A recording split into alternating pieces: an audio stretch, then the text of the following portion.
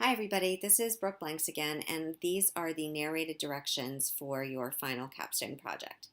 So what the point of this project is to help you take everything that you've learned this summer about kids who have specific needs related to some sort of disabling condition and think about all of the stuff that's available for kids who have what we would call typical development. Cub Scouts, swim team, T-ball, vacation Bible school, all of these cool things that are available to all kids in your community that haven't necessarily been thought through in terms of accommodating individuals with disabilities. And we want you to think about all the stuff that you know and give you an opportunity to write a letter that you would not necessarily send to anybody, in which you would help the leader of that program make some minor adjustments that would make it more accessible to kids with specific needs. You are going to go into your folder for this assignment and you're going to pull up a list of students, um, case studies that describe students with specific needs. And you're going to read through, you're going to select one of those students, you're going to read through the description, and then you're going to go and spend a little bit of time observing one of these programs that exist in your community. Maybe you volunteered to teach Vacation Bible School, and the next time you're there teaching Vacation Bible School, you're going to think about the student in your case study, and you're going to think about what are the things that the student would have trouble with at Vacation Bible School based on the description that I have of them, and what are some changes that I could recommend to make this more accessible to all students and address the specific needs of the kid in the case study. And so I'm going to just walk you through. You'll identify a program to observe. It could be a school-based program like an after-school or a summer camp. It could be a community-based program like swim team or T-ball or horseback riding, basically anything that you are aware of that serves kids in your community. And you're going to go and you're going to just watch the programming at that activity for about an hour. You'll read the case studies, you'll select one student, and you will describe just briefly the kid's academic, social, and environmental needs that are relevant to the program that you've observed. And you're going to think about what are some minor changes that are going to have to be made to the program to allow that student to participate. And you draw down on all of the stuff that you have learned in the class so far this summer. Like if you were observing Vacation Bible School for middle schoolers and the kids were reading stories to themselves and then writing a play, if you selected a case study student who has a specific learning disability in reading a written language, you might recommend to the person teaching that class that they partner read the stories and they partner write. Or you might recommend that the teacher read the story aloud, or you might recommend that the student have an opportunity to listen to or watch a video about whatever topic it is that you're covering in the reading in the class. Anything that you can think of to do that will allow the student to really participate, engage with the material, but doesn't require the student to necessarily have to read the text himself or herself in order to access that content.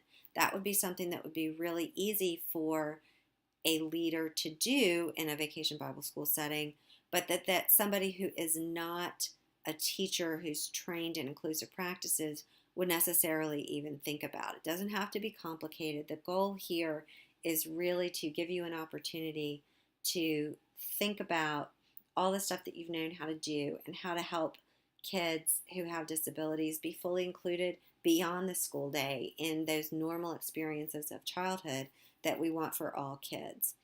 Then you're going to write up about a 250 to 300 word description of the program. What happens? It can be a list. You're just going to explain that you've thought through what happens in the program, how it's structured, what the goals and the benefits are for all of the students. And this will help you think about why this particular activity is really good for your student, even though it may require a little bit of extra work on the part of the leaders of this program to make those changes to make it more accessible. And then you're going to write a friendly but professional letter to the hypothetical leader. We're not going to ask you to send in a letter to the pastor of your church or the leader of your Bible school for a case study student, but you're going to describe the student's strengths and interests. And some of these, the case studies are pretty short, so you just make them up. Describe write some good things about the student. Here are all the things that the student can do. The student is really creative. He or she really enjoys art. He's really engaged in theater and really wants to participate. He just struggles he's not really participating during Vacation Bible School because he can't read the stories and he's embarrassed to ask for help. So you'll explain really briefly what the case study student's needs are and how that impacts his access to what they're trying to do. And the purpose of this is to help the leader of the program really get why you're making the recommendations that you're making.